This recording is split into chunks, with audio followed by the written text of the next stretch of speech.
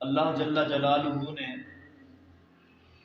انسان کو اس دنیا میں بہت ہی لمیٹڈ اور بہت ہی کم وقت کے لیے بھیجا ہے، اور اللہ رب العزت نے اس انسان کو بھیجا صرف کھانے پینے کے لیے نہیں، سیر و تفریح کے لیے نہیں، آرام کے لیے نہیں،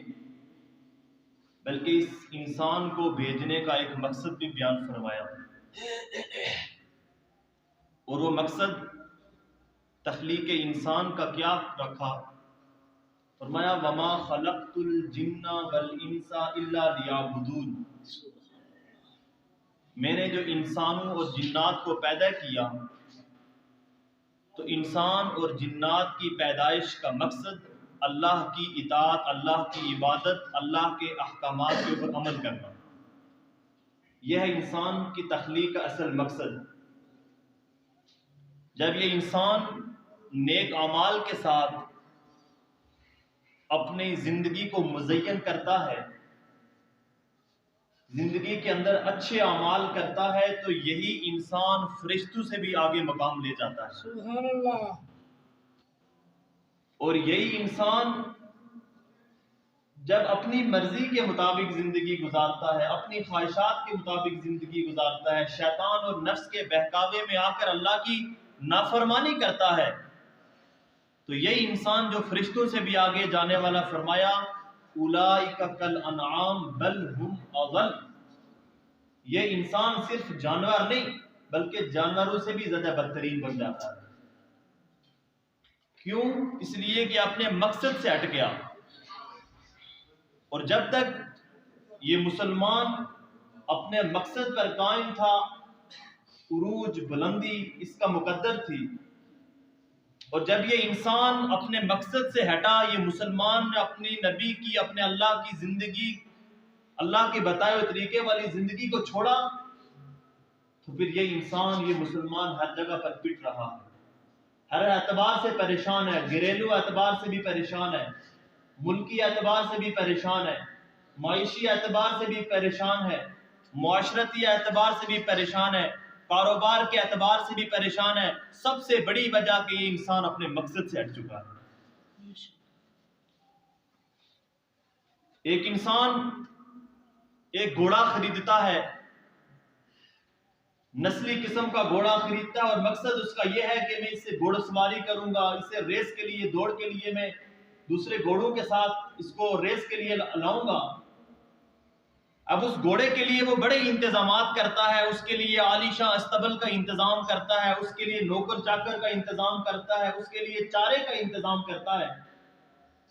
ساری کی ساری چیزیں اس گھوڑے کے لیے اس نے انتظامات کیے۔ لیکن جب گھوڑ سواری کی باری آئی، جب ریس لگانے کی باری آئی، دوڑ لگانے کی باری آئی، یہ گھوڑا ریس بھی نہیں لگاتا اور گھوڑ سواری کے لیے بھی کام نہیں دیتا۔ اب آپ بتائیں کہ وہ جو مالک ہے، جس مالک نے اسے اپنے مقصد کے لیے لایا تھا، اب وہ تو مقصد پورا نہیں کر رہا، وہ مالک اس گھوڑے کو یا تو بیچ دے گا یا اسے گولی مار دے گا، مقصد ہی پورا نہیں کر رہا۔ اللہ رب العزت نے اس پوری کی پوری کائنات کو انسان کے لیے بنایا۔ یہ سورج، یہ چاند، یہ ستارے، یہ سیارے، یہ زمین، یہ دن کا اجالا، یہ رات کا اندھیرا، یہ دھوپ، یہ گرمی، یہ سردی، یہ ہوا، یہ پانی، یہ فرشتے، یہ سمندر، یہ درخت، یہ پھل، ساری کی ساری چیزیں انسان کے لیے بنائی، اور فرمایا اے انسان، یہ ساری کی ساری چیزیں تیرے لیے بنائی ہیں، اور تجھے میں نے اپنی عبادت کے لیے بنایا ہے۔ ان الدنیا خلقت لکم وانتم خلقتم للآخرہ، یہ جو ساری کی ساری دنیا ہے یہ میں نے تمہارے لیے بنائی ہے۔ اور حدیث مبارکہ کے اندر آتا ہے کہ جب اس کائنات کے اندر کوئی اللہ اللہ کہنے والا نہیں رہے گا، اللہ اس کائنات کے نظام کو لپیٹ کے رکھ دے گا۔ کیا ضرورت ہے اس دنیا کو چلانے کی؟ کہ جس مقصد کے لیے اس انسان کو بھیجا تھا وہ مقصد ہی پورا نہیں ہوگا، تو یہ اتنی بڑی کروڑہا اربوں خربوں نعمتیں یہ میں نے انسان کو دی، اس کا فائدہ کیا ہے کہ انسان اپنے مقصد سے ہٹ چکا ہے۔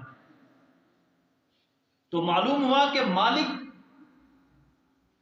جب کسی چیز کو لاتا ہے اور وہ اس کا مقصد پورا کرتی ہے تو پھر اس کے ہاں اس کی قدر و منزلت بھی ہوتی ہے، اور جب وہ اپنے مقصد سے ہٹ جاتی ہے تو مالک کیا اس کی کوئی قدر و قیمت نہیں ہوتی، اسے کچرے کے ڈبے میں ڈال دیتا ہے۔ ایک شخص شادی کرتا ہے، خوبصورت عورت سے شادی کرتا ہے، اسے گھر میں لاتا ہے، اس کے لیے عالیشاں محل کا انتظام کرتا ہے، سردیوں میں اس کے لیے ہیٹر کا انتظام کرتا ہے، گرمیوں میں اس کے لیے اے سی کا انتظام کرتا ہے، ہر طرح کی سہولتیں اسے دیتا ہے، اس کے لیے قالین بچھا دیتا ہے، اس کے لیے نرم نرم گدے لے کر آتا ہے، اس کے لیے فرنیچر لے کر آتا ہے، ہر طرح کی اس نے چوکیدار رکھے ہوئے ہیں، بھئی یہ باورچی ہے، یہ کھانا پکانے کا نوکر ہے، یہ تمہاری ڈرائیونگ کا نوکر ہے،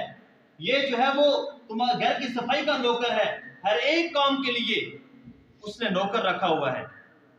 یہ ساری کی ساری چیزیں، یہ عالیشاں بنگلہ، یہ عالیشاں محل، یہ نوکر، یہ چاکر، یہ ساری کی ساری سہولتیں شوہر نے اپنی بیوی کے لیے رکھی ہیں،